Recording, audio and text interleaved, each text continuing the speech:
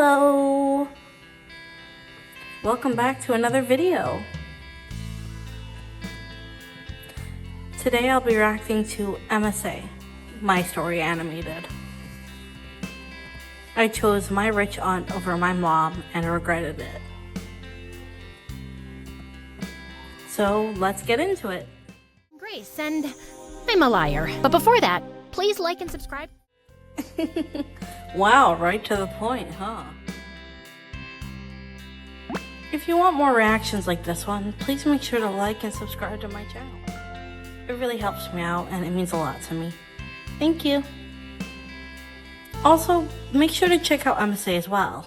When I was little, my mom worked for this rich woman who was the third cousin of the daughter of the king of bleep. Oops, I forgot. Mom and I signed an NDA, so I really can't say which country or what king. Isn't this supposed to be based on, like, real stories? Sorry, but I'm already calling bullshit on that. And girl, the paper you're holding says DNA, dumbass.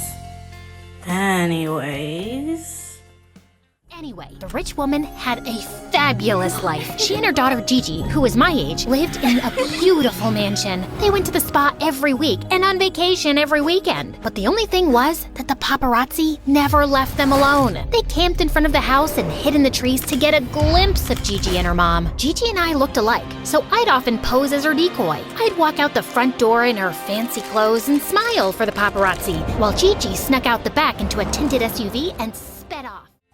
Okay, you can't convince me that any of this is legit.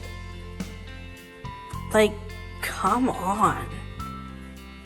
Hello? Life was great until Gigi and her mom moved back to bleep and mom lost her job. We moved into a tiny house and mom had to work 2 jobs just to afford the rent. I hated being poor. It made me sick to my stomach. So I decided I had to be rich one day. Geez, spoiled brat much? Like, come on, your mom is doing her best. I worked harder than ever in school so I could get a good job and make a ton of money. Then one day, I was called into the principal's office and she gave me the best news ever. Congratulations, Grace! You've been awarded a scholarship to one of the most prestigious private schools in the city. I was over the moon, but there was one big problem. My new school was filled with rich kids. There was no way I was gonna fit in. I mean, at least the girl has goals and is working hard to get them achieved. But the whole situation is just whack, like really. Why would any principal announce that on the loudspeakers of all things? You were literally standing right there. This is a bunch of foxwash. That night, I had nightmares about them laughing at me and chasing me through the halls. The next morning, I woke up and prayed that I could win $1 million. And then the craziest thing happened. I talked with your Aunt Maddie. She lives near your new school. You'll be staying with her so I can save some money. I jumped for joy. I just hit the jackpot. Yes, I too every day wish I wasn't drowning in debt. But I don't have a miracle happen to me. This is BS. Okay. Can we just talk about how angry her mother looks here? Can't say I blame her for being angry. I mean, girl just broke into the ceiling for a chance not to seem like a broke kid. Jesus. What an ungrateful kid. I won't lie, I feel kind of bad for the mom. Aunt Maddie was a filthy rich lawyer. She was so generous that she'd recently adopted a daughter my age. That evening, Aunt Maddie's chauffeur picked me up in a limousine and drove me to her mansion. My adopted cousin Victoria greeted me at the door. She looked like a supermodel, aside from these huge glasses that were way too big for her face. Victoria took me to my room, and as I was unpacking, she kept staring at my clothes. Whoa, what happened? I've seen homeless people wear better clothes. I was so embarrassed. I started crying like an idiot. They're all I have. I'm poor. Oh, don't worry about it, Grace. I've got your back. You can borrow some of my clothes. I've got plenty. Victoria led me to her room, where she opened a walk-in closet twice the size of my mom's house, filled with dozens of Gucci and Versace dresses, shoes, and handbags. I was in heaven. When we got to school, I strutted like a superstar down the hallway. That was a harsh thing for her to say. I mean, you are, but it's not that bad. At least you have clothes, right? Jeez, and she's really just let it all go to her head already. Oh my goodness. And all the kids couldn't stop staring at me. In class, the teacher asked us all to introduce ourselves and share something interesting about our families. All the other kids came from wealthy families that owned huge business empires. Some even had parents who were famous celebrities. When the teacher asked me to introduce myself, I walked to the front of the class. I felt really nervous. I couldn't tell them about my poor single mom who worked as a janitor at a beauty salon and waited tables at a 2-star restaurant. Then suddenly, something strange came over me, and the most unexpected words just fell out of my mouth. Hi everyone, I'm Grace, and I'm an heiress to the throne of Bleep. Due to the privacy of the royal family, we cannot... Jeez, can we skip the legal mumbo-jumbo and get back to the story? Yeah, she's really letting it all go to her head.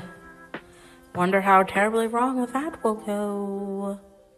Now, where was I? Oh yeah, everyone in class stared at me like I was a unicorn. I took out my phone and flashed one of my photos from a magazine, and the kids went wild. Victoria appeared out of nowhere and pulled me to the side. Have you lost your mind? You just told everyone a big fat lie. My mind is right where it's supposed to be, if you must know. Plus, it's not really a lie. You were Gigi's stand-in. My mom told me all about it. You're stealing her identity. I'm just borrowing it. She won't even notice. Victoria walked away, then a bunch of popular kids ran over to me. My plan was working like a charm. Are you really in line for the throne?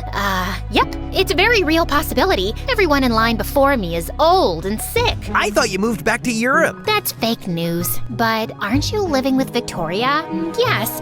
My mother wants me to have a more grounded experience among commoners, but it's just temporary. Ta-ta. Sorry, no more questions today. Maybe we can have crumpets and tea later. Then Damien, the most beautiful boy I'd ever seen, patted me on my shoulder and my heart skipped a beat. His sparkly brown eyes and warm smile made my heart flutter. Your Highness, would you do me the honor of coming to my party tonight? He took my hand and kissed it. Yes, please. That night, I raided Victoria's closet and found the perfect dress. I pranced around in the mirror, flashed my prettiest smile, and practiced kissing my hand. What's up with you? I told Victoria all about how Damien invited me to his party, and she looked pissed. Don't you mention that jerk to me. He's not a jerk. He's really cool, and he looks like an angel. Listen, you'll live to regret it if you choose to hang out with that idiot. Are you sure we're talking about the same guy? Damien's at the top of our class. He smells like fresh strawberries. He's super cute and the captain of the football team. He's perfect.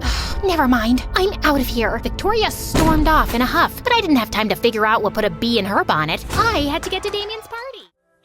Girl. Oh my gosh. I get you like him and all, but like... That's just a little bit creepy. What are you, stalking him now? For frick's sake, you just met the guy. Of course, Damien's party was awesome. We danced together for hours, and at the end of the night, he gave me the most romantic kiss. You're amazing, Grace. I know. People tell me that all the time. I've never met a girl like you before. Which made sense because everything I told him was a lie. I must admit, I felt a little guilty for lying, but I wasn't hurting anyone. After that, Damien and I started dating, and we became the hottest couple in school. My popularity was through the roof. Even Victoria stopped shaking her head at me every time we passed each other in the hallway. Life was great until things took a horrible turn. Called it. One day, one of the rich kids invited me to an exclusive restaurant. I was busy enjoying my caviar when I looked out the window and saw Victoria and Damien having a heated argument across the street. I was about to go out to snoop on them, but our waiter Brian, this geeky kid from my math class, stepped into my path. Excuse me, you forgot to pay for your food. He gave me a bill of over $200. I had less than $20 in my bank account. I was invited to this party. And we've been told everyone is paying their bill separately. A couple of popular kids started staring at us, so without thinking, I handed Brian my bank card. card. I'm sorry, but your card has been declined. That's impossible. I'm heir to $1 million fortune. We also accept cash. This is no way to treat royalty. I want to speak with your manager now. I dragged Brian to the side, but I was so afraid he was going to call the cops on me that I decided to tell him the truth. Listen, there's no way I can pay all that money. Maybe we can work something out. You rich kids always try to take advantage of people. Please pay so I can do my job. Aren't you from some royal family anyway? I'm seriously not a rich kid. That was all a big lie. I just wanted to fit in. Suddenly, tears started streaming down my face. Oh, geez, please don't cry. Listen, I know what it's like to want to fit in with the rich kids. I'll put it on my tab, but you have to pay me back this month. I was so relieved. It felt like a huge weight had been lifted. It was good to tell the truth, but then it hit me. If Brian exposed me, my fabulous life would be destroyed. Could you please keep my secret? Sure, but only if you agree to tutor me. I'm kinda struggling with calculus, and I saw you got 100 on the test. I happily agreed. By the time I was done with this drama, Victoria and Damien were gone, and neither of them answered their phones. This is your own fault. Like, if you didn't lie so much, you wouldn't have even gotten to this point. I honestly don't blame him if he ends up exposing your dumbass. I'll be honest here, I'm not gonna lie. She kinda deserves it in a way.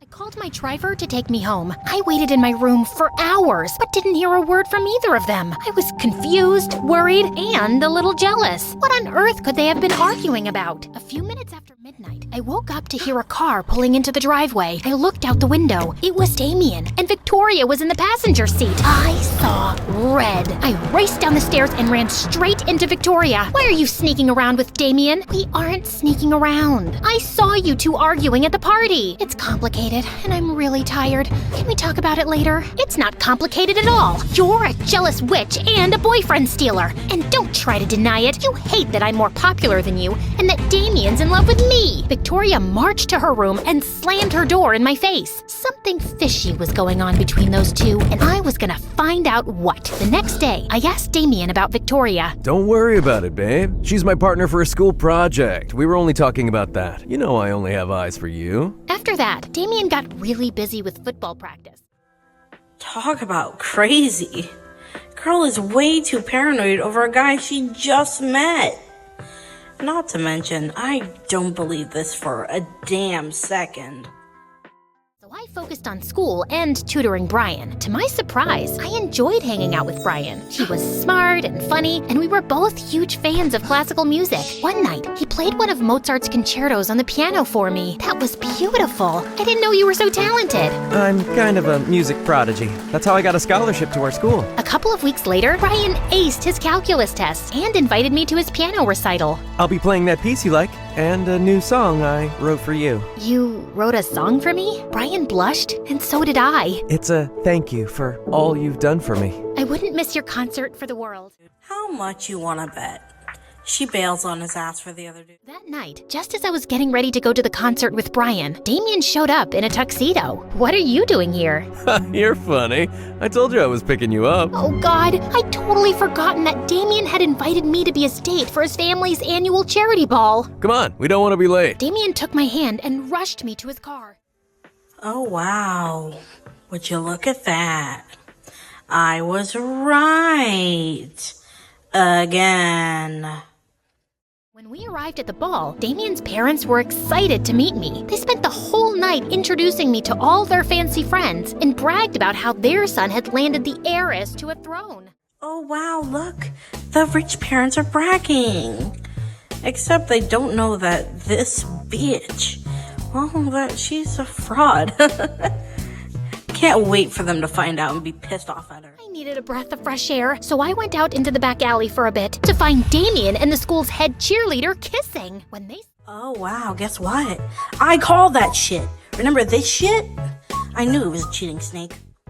saw me, they turned as white as bed sheets. It's not what it looks like. Actually, it is. Damien and I are in love. I was gonna tell you after the party. I just wanted to impress my parents by saying you were my girlfriend. You're their favorite royal and they've been dying to meet you. I slapped Damien hard in the face. Damn, did you just knock his dang tooth out? and stormed out of there. The next day, Brian marched up to me at school with a huge scowl. I waited for you for over an hour and you didn't even call. I'm sorry. I had another engagement. Like what? Your fake royal duties? If you didn't want to go, you should have just told me. You didn't have to play with my feelings. I may not be one of the popular kids, but I don't deserve to be treated like trash. Brian stormed off. I was gutted. I mean, you kinda are a bitch for not even texting or calling him to let him know. Kinda your own damn fault here. And just when I thought the day couldn't get any worse, I got an alert on my phone. A gossip website had done a news report on me and outed me as a fraud. All the kids crowded around me like an angry mob. I ran outside and straight into a bunch of crazy paparazzi. They chased me through the parking lot. I darted down the street and jumped into a cab. Get me out of here, please. The driver hightailed it out of there. When I got home, I raced up the stairs and locked myself in my room. Then suddenly, someone unlocked my bedroom door and turned the knob. Terrified, I hid under the bed. My lies had finally caught up with me. The police would haul me off to jail. My mom would be so embarrassed she'd disown me. The whole thing might even go on my permanent record. I closed my eyes and braced myself for the worst. Please have mercy. I'm just a kid. I made a mistake. I'm sorry. Don't be so dramatic. It's just me. Damn, he outed her. I mean, she kinda deserved it after standing him up like that. I told you all this would blow up in your face, the lying, and most of all, Damien. Was he dating you too? No, gross. Damien and I lived in the same foster home years ago. That night at the restaurant, I got a text about our foster mother. She'd gotten into a bad accident and had to have a major surgery. She'd just woken up and was begging to see me and Damien. That's it. Damien hates that he was poor and he won't tell anyone he's adopted, or that he and I know each other from a foster home. And he's always trying so hard to impress his snooty parents. You're not that different. He just wants so bad to fit in. That information hit me like a ton of bricks. At that moment, I decided to make a change. I apologized to Victoria and sent Brian a dozen I'm sorry memes. I guess moral of the story here is don't judge a book by its cover. But I highly doubt sending a bunch of I'm sorry memes will fix the damn mess that you made yourself. And I came clean to everyone at school. After my truth was revealed, I wasn't popular anymore, of course. I was even mocked and branded as a liar. But I had Victoria, and I eventually made friends with some nice kids. And it took a while, but Brian and I started talking again after I offered to tutor him for free for a year. In the end, I realized that being a popular fake royal didn't hold a candle to being surrounded by friends that loved me for me. Well, that's the video. Honestly, I kind of enjoyed it. But you can't convince me for a second that it's a true story someone submitted. Even if it's fake, it was pretty entertaining, I suppose. If you want me to react to more MSA, please make sure you like and subscribe. 86% of you watching aren't even subscribed. Please help out a small creator and hit that subscribe button. Thank you for all the love and support in just the first month of me creating content. Till next time, my Crimson Petals.